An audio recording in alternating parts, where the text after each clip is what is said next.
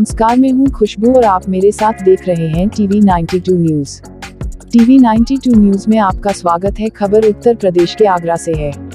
अब चलते हैं प्रमुख खबर की तरफ। आगरा के जन कवि नजीर पर संयुक्त प्रयास से वर्ष में कई बार होने वाले आयोजनों के सिलसिले का पहला आयोजन शिरोज हैंग आउट में आयोजित हुआ।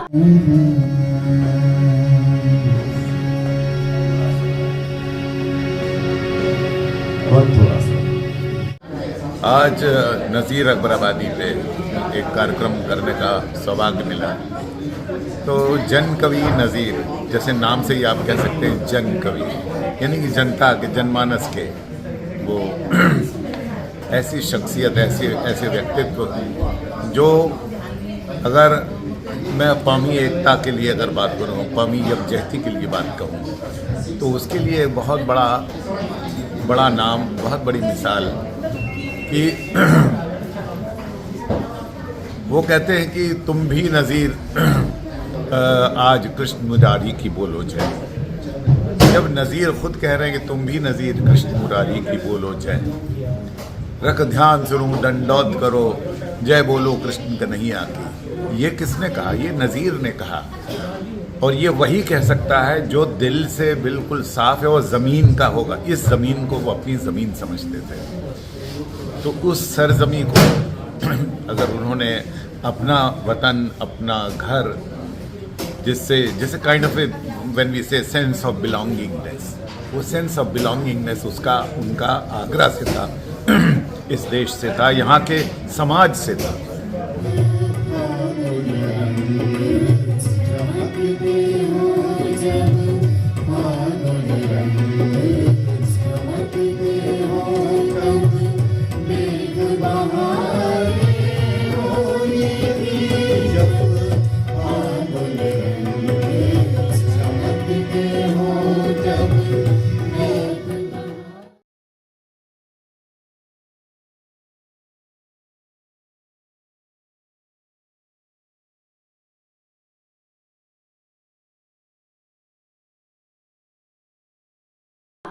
आपको बता दें, आगरा को गंगा यमुनी संस्कृति से धनी करने वालों में नजीर अकबराबादी का विशिष्ट महत्व है।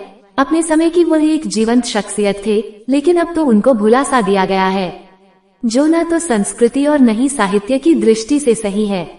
इस स्थिति को समाप्त करने के लिए नजीर के साहित्य और स्मृतियों को समर्पित आयोजनों का सिलसिला आगरा में शुरू होने जा रहा है। अमृत विद्या एजुकेशन फॉर इमोर्टैलिटी और एसिड अटैक पीड़िताओं के द्वारा संचालित शिरोज हैंग आउट की मूल संस्था छांव फाउंडेशन के द्वारा इसके लिए संयुक्त प्रयास शुरू किया जा रहे हैं। आगरा से अनीस सैफी की रिपोर्ट। ओके, मैं Anil Sharma, secretary Amrita Vidya education for immortality और मेंबर एडवाइजरी बोर्ड छांव फाउंडेशन। आज हमने एक नज़ीर पर प्रोग्राम किया। हम प्रयास कर रहे हैं कि आगे भी नज़ीर के प्रोग्राम होते थे, क्योंकि नज़ीर एक जनकवि थे और आगरा में उनको ज़्यादा याद करने वाले नहीं हैं, सिर्फ बसंत पे ही उनको याद किया जाता है। आज का जो प्रोग्राम था, एक दिन बंधन मुक्त नज़ीर अकबराबादी के नाम, क्योंकि बंधन इसलिए कि उनको सिर्फ बसंत पे ही याद किया जाता है। हम चाहते हैं कि उनको पूरे साल याद किया जाए, क्योंकि उन्होंने हर त्यौहार पे, हर एक्टिविटी पे जो भी शहर में उस समय आगरा में थी, उस पर लिखा है। हम आगे भी प्रयास करते रहेंगे कि और हम प्रोग्राम ऐसे ही करें। धन्यवाद।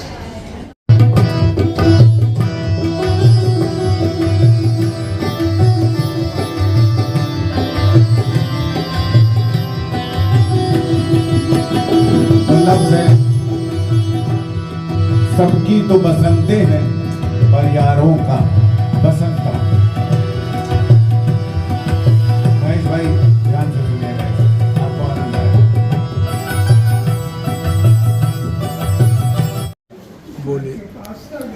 मेरा नाम आशीष है और मैं छांव फाउंडेशन का निदेशक हूँ। और आज आगरा शिरोज हैंग आउट कैफ़े में नज़ीर के ऊपर उनके गज़लों और उनके गीतों को लेकर प्रोग्राम किया गया है। हम चाहते हैं इसी तरह शिरोज हैंग आउट में तमाम शायर, लेखक और बुक रीडिंग, लिटरेचर के जितने भी प्रोग्राम हैं संभव हो सके हम कराएं।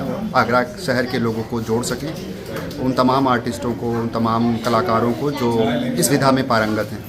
तो इस तरह लोगों का जुड़ाव भी होगा और ये मुहिम कला संगीत के माध्यम से लोगों तक पहुंचेगी। मैं चाहूँगा इसी तरह के प्रोग्राम लगातार होते रहें, हमारा प्रयास है और इस प्रयास को लगातार हम करते रहेंगे। आज जो जलसा हुआ बहुत बहुत मुबारकबाद इस तरीके के आयोजन के लिए और नज़ीर को याद करने के लिए। सुधीर नारायण जी जो एक मशाल हमारे पिताजी ने जलाई थी नज़ीर की, जो है वो जन जन तक पहुँचा रहे हैं, जो है समझे। उसके साथ साथ जो है नज़ीर ने तो हर पहलुओं पर लिखा है, पूरा सेकुलरिज्म का शायर है नज़ीर, ऊपर से लेकर नीचे तक देखिएगा, जो है समझे। उसने 1 लाख देवी देवताओं पे लिखा है, 1 लाख देवी देवताओं पे लिखा है। ऐसा कोई देवी देवता नहीं है इसको उसने अपनी रचनाएं पेश नहीं की हो। आप देखिए उसके साथ साथ उसने जो है कान्हा के ऊपर तो लिखा ही है, कान्हा के साथ बालपन पे, बांसुरी पे, सुदामा पे, सब पे लिखा। उसके साथ साथ उसने सिखों की जो समझे ना गुरु नानक देव साहब के ऊपर कितना बढ़िया लिखा है, जो है समझा। ईद पे लिखा, बकरीद पे लिखा, होली पे लिखा, ये समझ लीजिए आगरा के हर कल्चर के ऊपर उसने लिखा है, जो है। और प्रत्येक वर्ष उसकी मज़ार के ऊपर में आयोजन होता है, मतलब आपको बज़्म नज़ीर द्वारा जो सदियों से चला आ रहा है, कौमी एकता भाईचारे का प्रतीक है, जो है। तो उसकी झलक देखने को आज हमें यहाँ मिली। और सबसे बड़ी खासियत क्या हुई, जो आखिरी में जो इन्होंने एक कलाम पेश किया था, नज़ीर की जो रचनाएँ थी, जो गज़ल आपने लिखी थी, जो है नज़ीर साहब ने आखिरी वक्त के अंदर में शेख सलीम चिश्ती के लिए, जो है। तो शेख सलीम चिश्ती एक रूहानियत का मामला है। रूहानियत क्या होती है? आध्यात्मिकवाद में जो है समझे, रूहानियत आध्यात्मिकवाद के लिए जो है। और रूहानियत में शेख सलीम चिश्ती का जो है आज से उर्स मुबारक शुरू हो रहा है। रमज़ान शरीफ है ना, पवित्र महीना रमज़ान का, तो आज से उर्स शुरू हो रहा है। सबसे बड़ी ये खासियत है कि यहाँ से खराज अक़ीदत उनके लिए पेश की गई है। इससे बड़ी और मुबारकबाद क्या होगी धरती के लिए।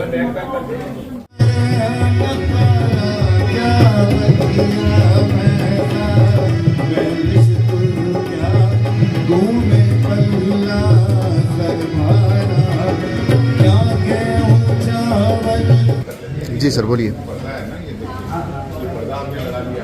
आज नज़ीर अकबर आबादी पर कार्यक्रम इन लोगों ने रखा था।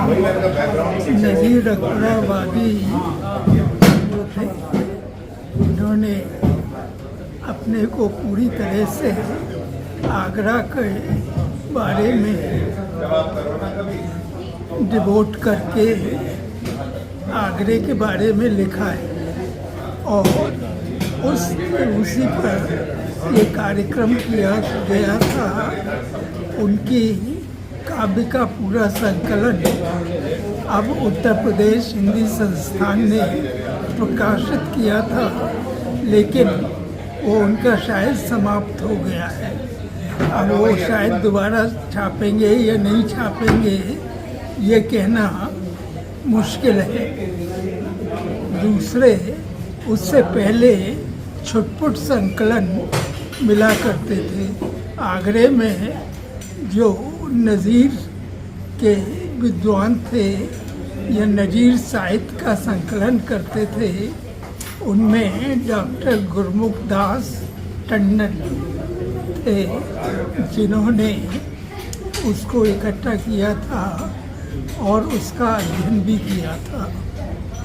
और उसके साथ 2-1 लोग और थे जो आगरे में उस ज़माने में इसका संकलन किया करते थे।